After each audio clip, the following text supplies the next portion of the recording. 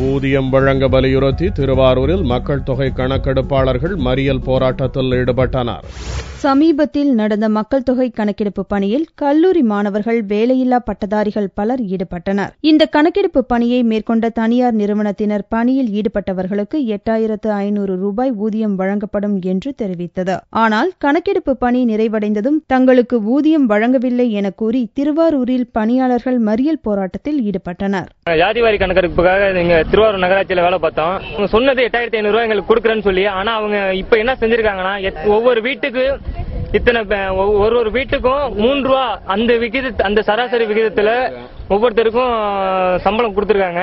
கம்பெனிக்காரங்க சொல்லி சேர்த்தது ஒண்ணு, இப்ப வந்திருக்கிறது ஒண்ணு. எங்களுக்கு முழு சம்பளம் கிடைக்கிற வரையும் நாங்க இப்போராட்டம் குறித்து தகவல் அறிந்த போலீசார் சம்பவ இடத்திற்கு விரைந்து வந்து மறியலில் ஈடுபட்டவர்களிடம் சமரச பேச்சுவார்த்தை நடத்தினர். இதனைத் தொடர்ந்து மக்கள் தொகை கணக்கெடுப்பு பணியாளர்கள் மறியலை கைவிட்டனர்.